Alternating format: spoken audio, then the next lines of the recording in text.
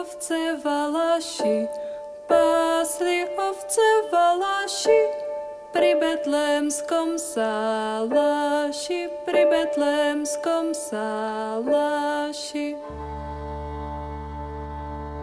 Anděl sa jim ukázal, anděl sa jim ukázal, do Betléma jim kázal, do Betléma jim kázal.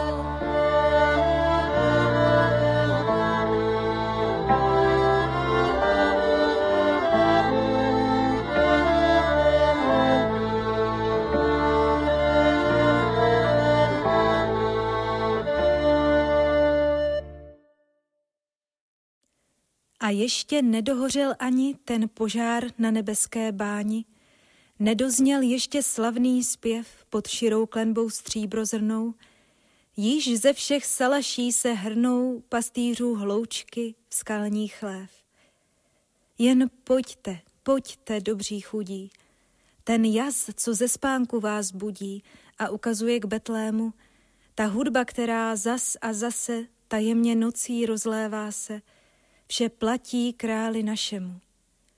Jen pojďte, syna mého děti, na jeho krásu pohleděti, před níž se nebe uklání. Jen pojďte, pokorní a tiší, proste a on vás neoslyší, jste jeho první poddaní. Staňte vzhůru a pojďte, staňte vzhůru a pojďte, Pána Krista najdete, Pána Krista najdete.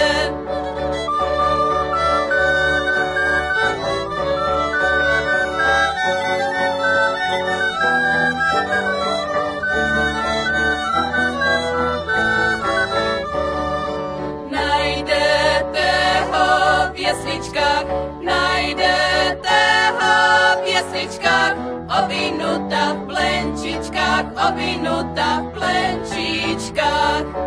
Mária ho kolíba, Mária ho kolíba. Svatý Josef mu zpívá, svatý Josef mu zpívá.